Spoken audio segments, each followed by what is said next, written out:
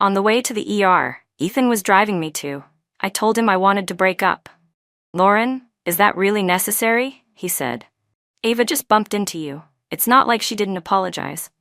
I touched the cut on my forehead that was still seeping blood and let out a low laugh. "Necessary?" I turned to look at the man I've loved for 8 years. "I'm done with this performance."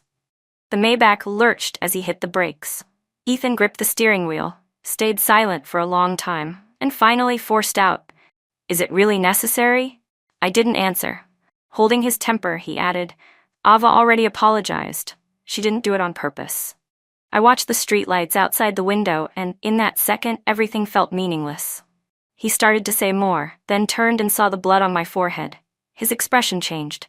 "Forget it. I'll get you to the hospital first."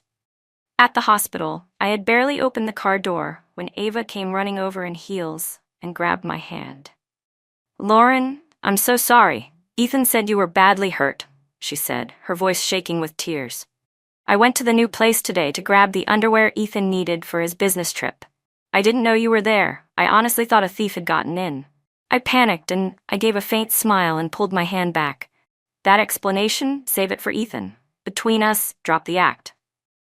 She froze, then clamped down on my arm even tighter and started to kneel. "Lauren, I really didn't mean it. If you want, hit me. I'll kneel to you." She yanked me so hard I staggered and my head spun worse. "Enough, Lauren." Ethan hauled her upright, impatience roughening his voice. "Everything Ava said is true.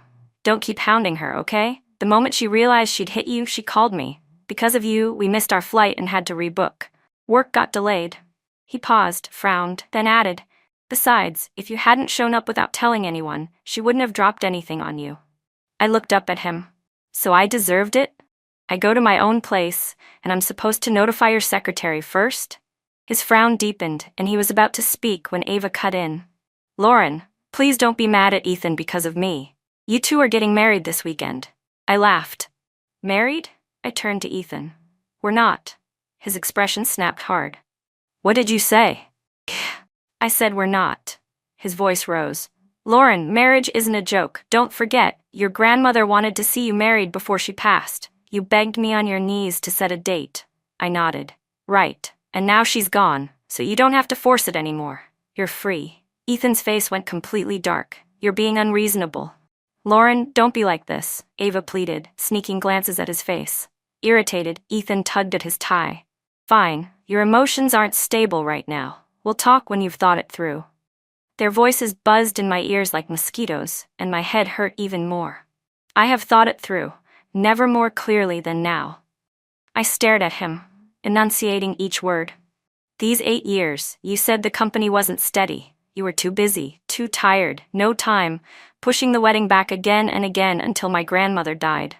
I looked at his unmoved face and smiled. "But in reality, you had plenty of time to take her skiing in Switzerland, go polar whale watching, and stargaze on island beaches." Ethan's Adam's apple moved. "How would you?" I turned to Ava with a slight smile. "Those photos you posted on your feed, weren't they meant for this exact moment? Congrats, you waited this long and finally got what you wanted." I looked at Ethan. "Ethan, we're done." His gaze flickered. "Those trips were just tag-alongs on my business runs. Clients like that kind of itinerary. What was I supposed to do?" When I didn't answer, his impatience grew. He reached for my arm. "Lauren, will you just—" Ava hurried to block him. "Ethan, we really are going to miss the flight. That deal matters." Then she turned to me. "Lauren, you should rest." She hesitated and added, "You really misunderstood me and Ethan. There's nothing between us." Ethan shot me a look and said coldly, "You ought to learn how to have some fun instead of sitting at home with nothing to do, letting your mind run wild," and walked off without looking back. Not long after, Ryan burst in, all bluster and worry. The moment he saw the bandage on my forehead, his eyes went red. "Jesus, did that bastard really leave you here at the hospital by yourself?" He rushed over and pulled me into a hug. "Lauren, did that blow actually scramble your brain? What's so great about a dog like him?" I sniffed and tried to smile. "I couldn't just throw away half of myself, right? That would be—" "Shut up," he said, rolling his eyes. "That smile's uglier than crying." I wasn't smiling, but my eyes burned. Sensing I'd gone quiet too long, Ryan tried to break the gloom. Come on, it's just a man, there are plenty of good ones out there. You should have dumped him ages ago. How many times did I tell you? I murmured. Dr. Ryan, I listened to you this time. I broke up with him. He went still. For real? I nodded. He went off like a lit fuse. Is this about that tramp Ava? The day she joined your company, I knew something was off. Those sticky eyes, anyone could see what she was after. How did you not react? I kept quiet, staring up at the ceiling as all the details I'd deliberately ignored started crowding back. In our 8 years, when did things start to sour? Maybe from the day Ethan brought Ava into the company. She was just an intern, couldn't even read a contract properly, botched the reimbursement forms 3 times. Ethan frowned and tore into her, but scolding was one thing. He still kept her, taught her bit by bit, and eventually placed her right beside him as his assistant. Back then, I was stupid enough to probe him, saying, "She kind of seems to like you." He only laughed, slid an arm around my shoulders, and said, "You're overthinking it." Ryan stomped his foot. You never should have listened to him about avoiding suspicion by staying home to take care of things. The second you stepped back, that woman naturally filled your spot. That year, Ethan pulled several all-nighters in a row. The moment he got home, he'd pass out on the couch. I was so scared I rushed him to the hospital. The doctor said too many business dinners had wrecked his stomach. For him, I, who'd never cooked, went online to learn how to simmer soups and plan a healthier routine. Later, I even quit my job to take care of him full-time. I know Ryan's right, but back then, how could I have imagined things would end up like this? Ryan was about to keep cursing when he turned, then suddenly fell silent. My face was wet with tears, my eyes hollow, no sound coming out. "What's wrong?" His voice dropped. "Does the wound hurt?" I nodded, sniffled. "It hurts." In the next second, the dam broke. I threw my arms around him and sobbed, my voice shaking until I could barely catch my breath. But Ryan didn't know. The worst pain wasn't the wound, it was my heart. While I was recuperating, Ethan texted me every day. At first his messages were icy and accusatory.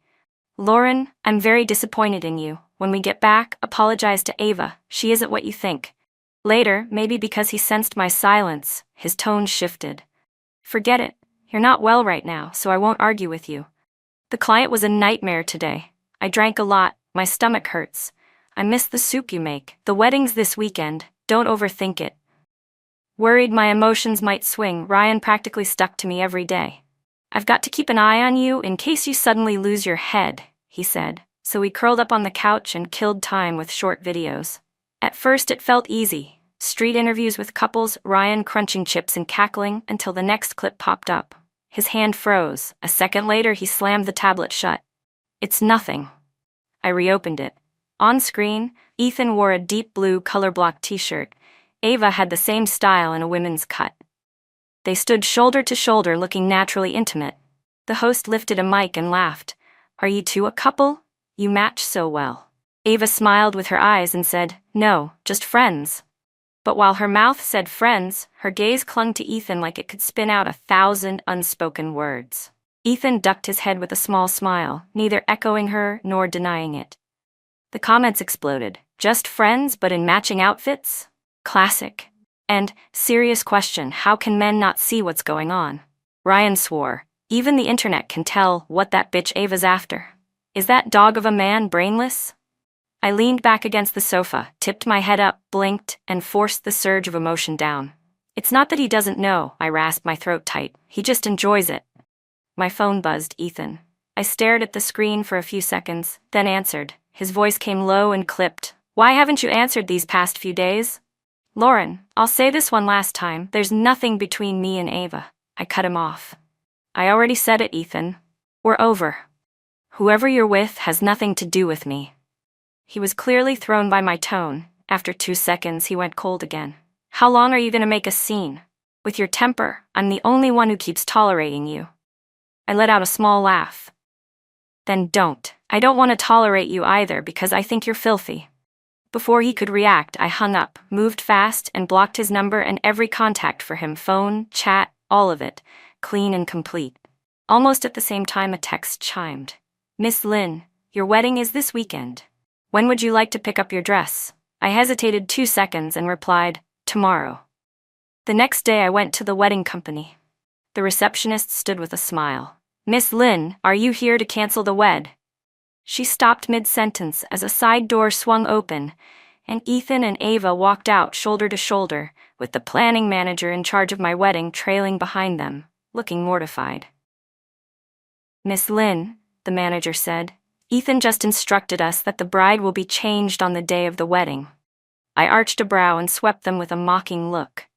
Ethan opened his mouth like he wanted to say something, but I cut in with a cold laugh. "No need to explain." His brows drew together, his tone edged. "Lauren, can you stop with the passive-aggressive attitude?" I met his eyes, my voice dripping with sarcasm. "Don't get me wrong, I'm genuinely happy for you two. A match made in heaven." Ethan's face went ugly, while Ava couldn't quite hold back the smile tugging at her lips. A second later, my gaze snagged on the red hem peeking out from under Ava's coat, familiar red. I lunged forward and yanked her coat open.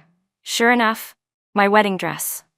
The gold thread phoenix that once spread its wings across the silk was now creased and frayed, loose threads hanging. 2 pearl buttons at the chest were gone. Ava froze, then scrambled to tug the coat back and offered a guilty little explanation. "Lauren, don't be mad. It's my fault. I've got too good a figure. I just wanted to try it on. I didn't think the quality would be so poor." I stared her down without a word. As my face went colder by the second, her eyes actually reddened. Okay, don't be mad. I'll make it up to you, all right? I can compensate." Ethan stepped in at once, blocking her behind him. "Lauren, you blocked me and wouldn't pick up. Isn't this just because you don't want to get married? The invitations are out. You changing your mind now? Are you trying to humiliate me in public?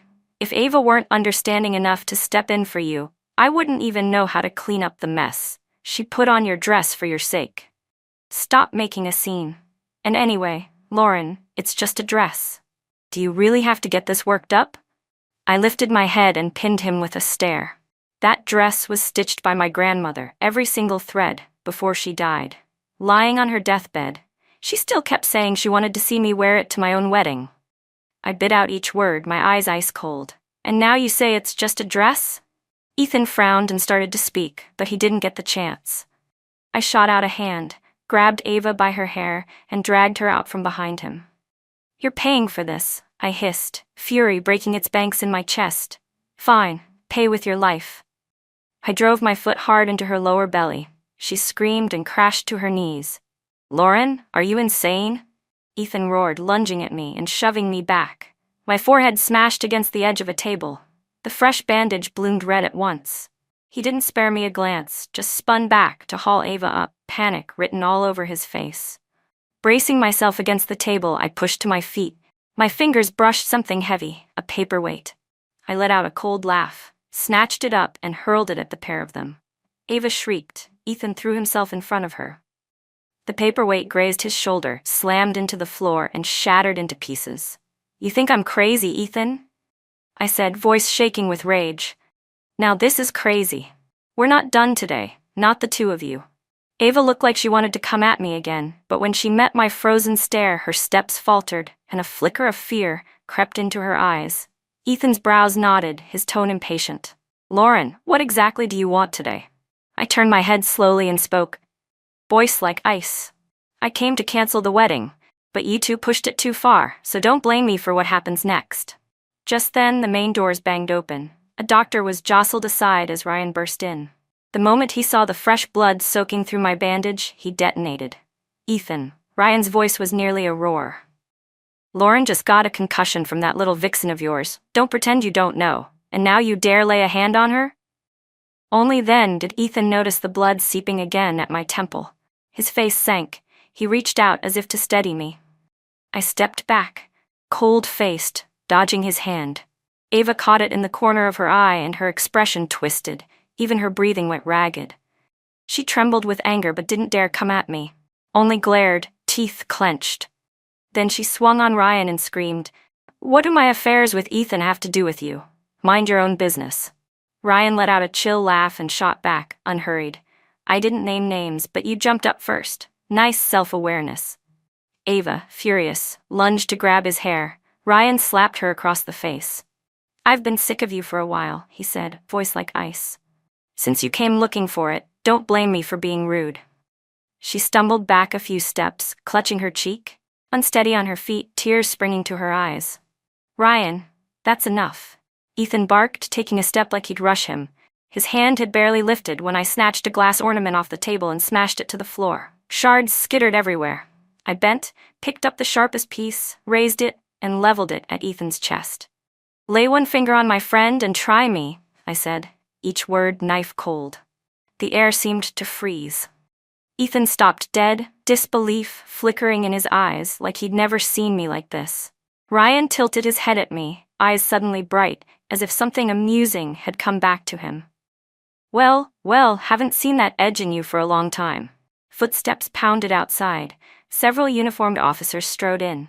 The lead cop's gaze swept the glittering glass on the floor, then fixed on the shard in my hand, his expression going instantly alert. In a low voice he asked, "Sir, have you been threatened or injured?" Ethan instinctively shifted to block their view of me. His lips moved. At last he said, "No, it's a misunderstanding." No sooner were the words out than Ava let out a dramatic cry and flung herself forward, tears spilling like broken beads. "Officer, they ganged up on me and hit me. I didn't do anything.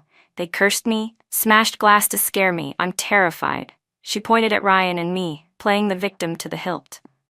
"If you don't believe me, ask the staff. The two of them hit me several times."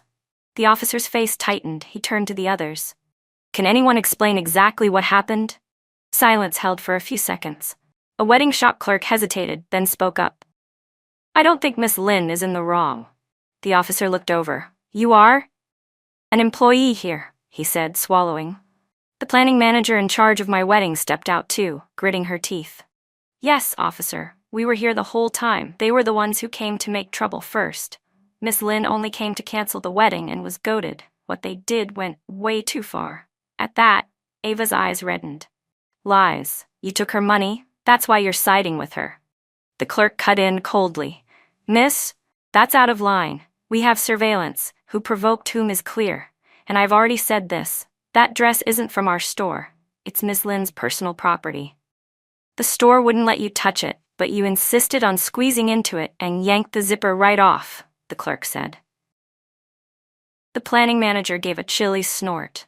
"I've worked weddings for 10 years, and this is a first. 2 days before the ceremony, the groom brings his side piece to pick a fight with the bride. If that isn't bullying, what is?" After hearing everyone's statements, the officers' faces eased a little.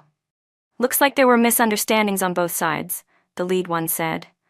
"Let's call it a day and try to settle this peacefully." "Settle?" Ava exploded, eyes rimmed red as she practically hopped with rage. "That's not fair. He slandered me, defamed me, and hit me. Arrest him." I couldn't help a small laugh, like I just heard the world's funniest joke.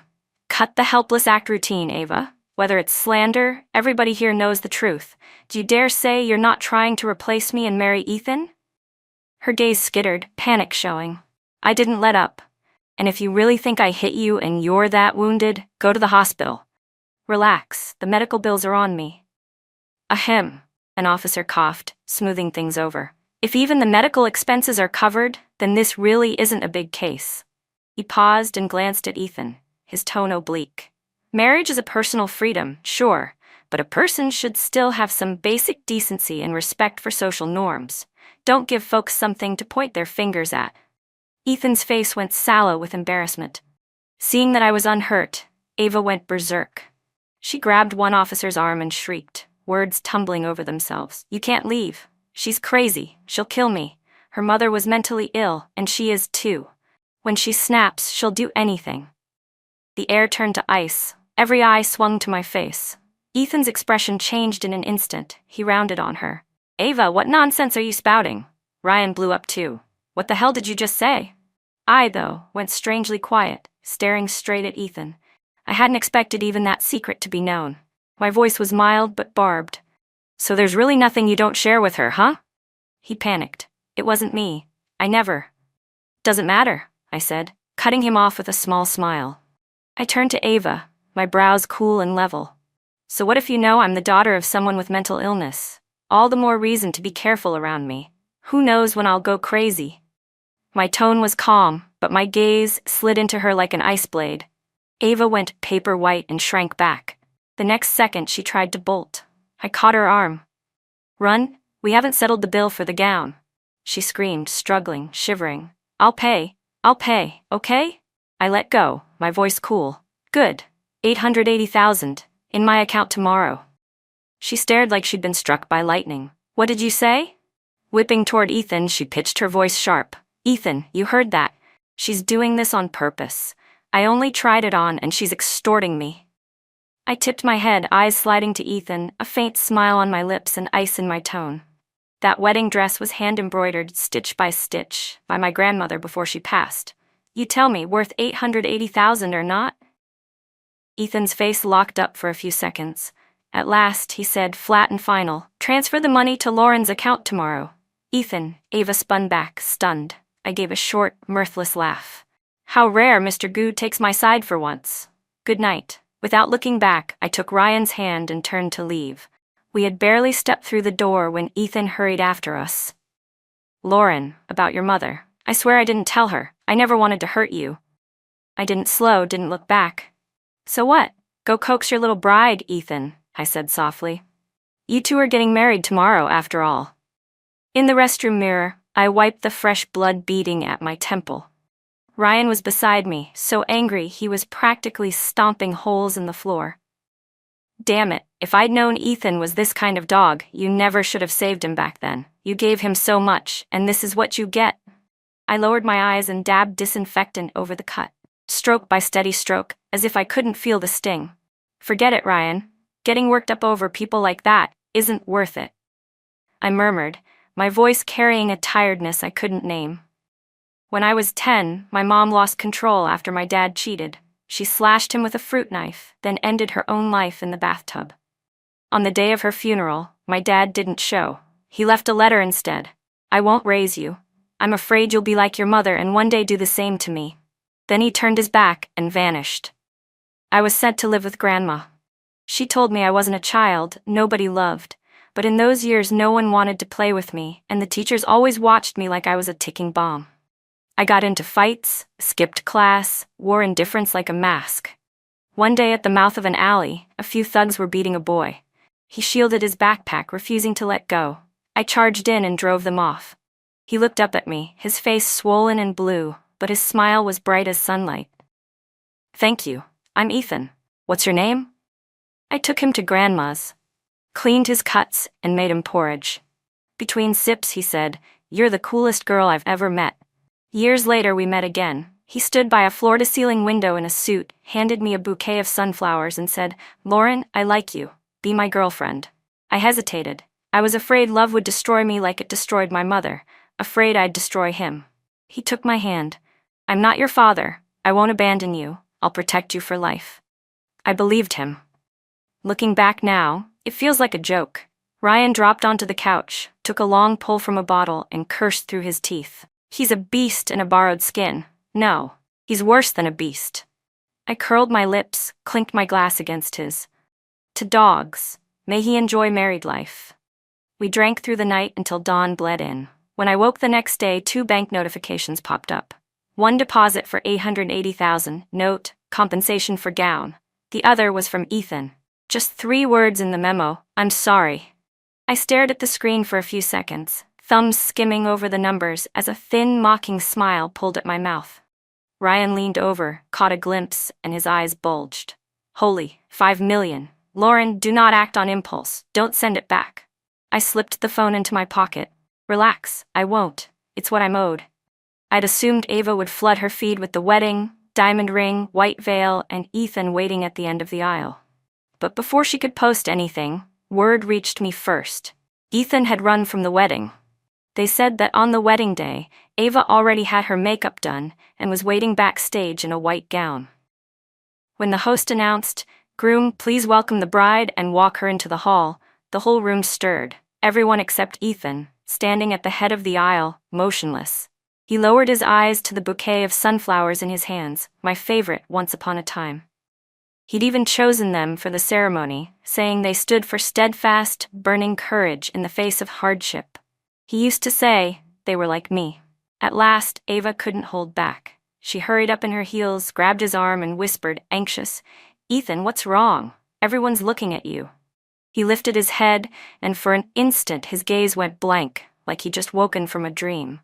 After a few seconds of silence, he finally said in a low voice, "I can't.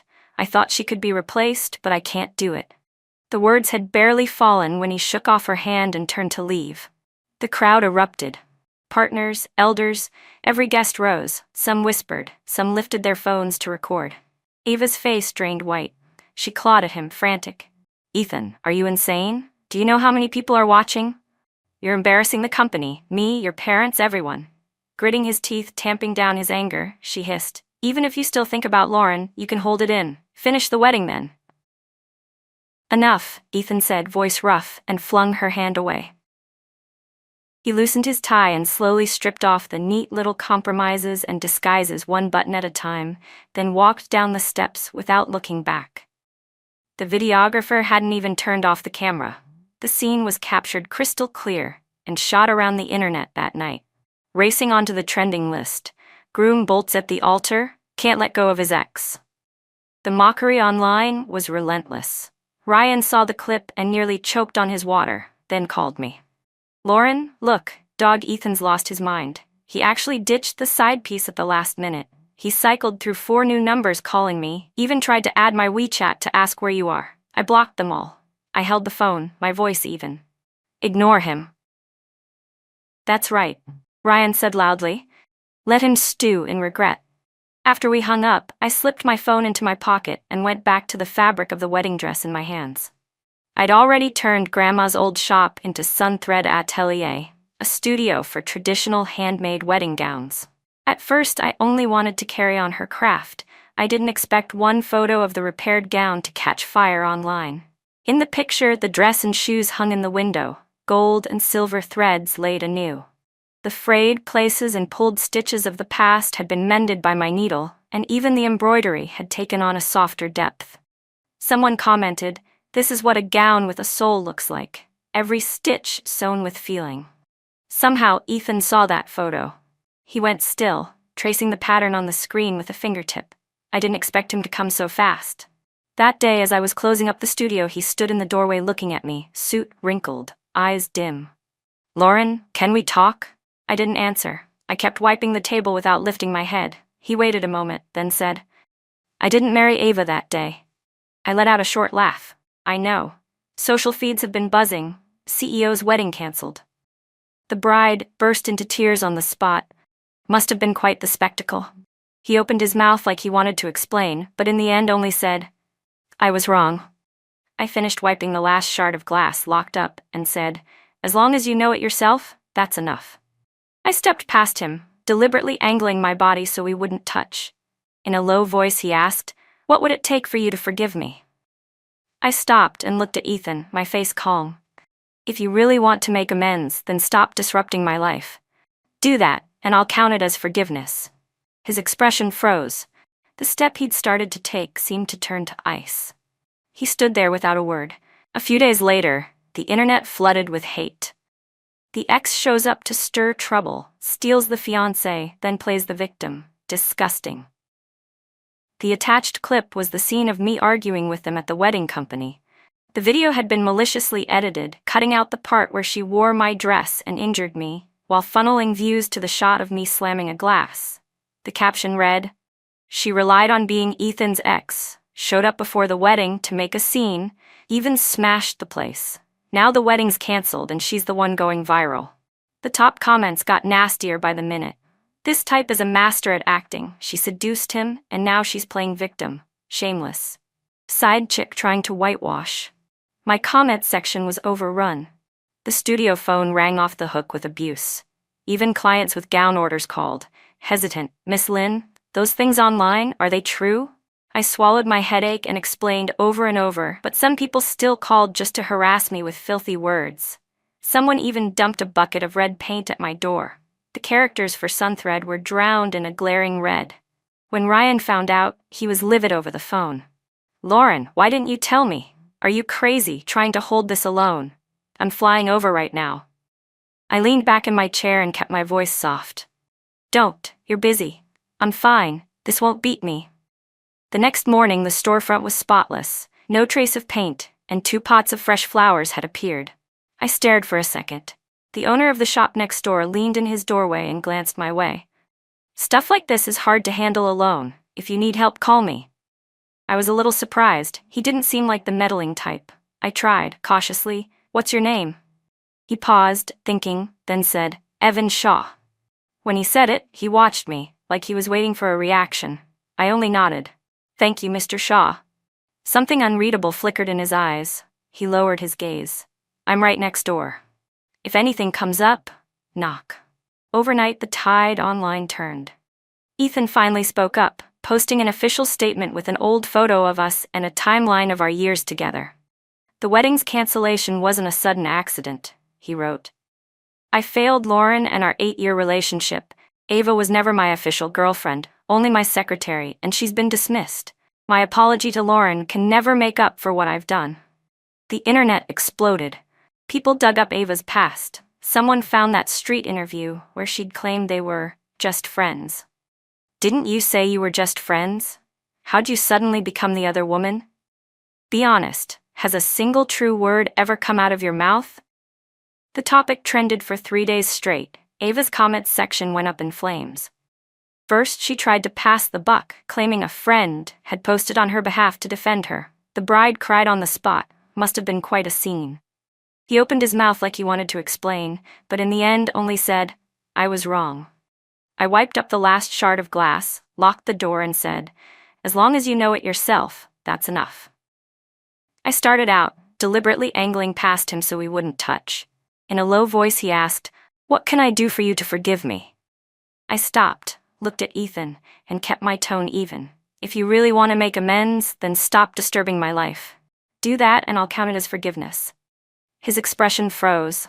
The step he'd begun to take turned to ice. He stood there, speechless.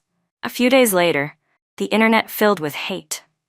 The ex shows up to make trouble, steals the fiancée, then plays the victim. Gross. The attached clip was me arguing with them at the wedding company, maliciously edited to cut the part where she wore my dress and injured me, funneling views instead to the moment I smashed a glass. The caption read, "She relied on being Ethan's ex and crashed the scene before the wedding, even wrecked the venue. Now the wedding's canceled and she's the one going viral." The top comments got nastier by the minute. "Best at playing innocent, she obviously seduced him and now pretends to be a victim. Shameless. Homewrecker doing a cleanup act." My comment section was overrun. The studio phone rang off the hook with abuse. Even clients who'd ordered gowns called, hesitant, "Miss Lynn, those things online, are they true?" I gritted through the headache and explained again and again, but some callers phoned just to harass me with filth. Someone even dumped a bucket of red paint at my door. The characters for Sunthread were drowned in a furious red. Meanwhile, Ethan's company got dragged into it. Partners pulled out one after another. The stock kept sliding. The pressure was enormous. He was forced to give up shares, and control changed hands. I thought the curtain could finally fall until I got an appointment request. The client said he was deaf and mute and wanted to discuss in person. I didn't think much of it and set it for the next afternoon. He came in wearing a wide-brim hat, sunglasses, and a mask, silent as a ghost. I took a tape and measured his waist. When I turned to grab my notebook, a cold glint flashed in the mirror at the edge of my vision. I snapped back, caught his wrist, knocked the knife away, and slammed him onto the table. Then, I tore off the hat and mask. "No surprise, Ava." I kicked her in the knee. She collapsed with a howl and tried to crawl. I slowly drew a box cutter from the table, slid the blade out, and wedged it between her fingers, the metal quivering, kissing her skin. I laughed under my breath. "Didn't Ethan tell you I grew up fighting? You think you can play blades with me?" She went chalk white, shaking. I leaned down, eyes like ice. "And you know I'm the daughter of someone with mental illness. You do realize that can be hereditary." Footsteps sounded at the door. Evan Shaw pushed in, a faint smile in his voice. Still the same as before, clean and efficient. My eyes flicked to him. Before, he strolled over unhurriedly, looking down at Ava on the floor. "No rush. Take your time to remember." The police arrived soon after and took Ava away. This time, Ethan didn't shield her. He put up money to hire a well-known attorney and cooperated fully with the police. A few days later, I got a transfer notification from him, $50 million, with a single line in the memo. "Thank you for what you gave me all these years. This apology was always yours. I was too late to understand." I stared at that line for a long time, then finally dialed the number I'd long since blocked. He picked up almost at once, like he was afraid I'd change my mind, his voice tight and choked. "Lauren, is that you? I have so much I want to say," I cut in, cool and calm. "Ethan, this is the last time I'll contact you. I just wanted to tell you, for me, Lauren, what's mine, no one can take, but what I don't want, I'll never go back for."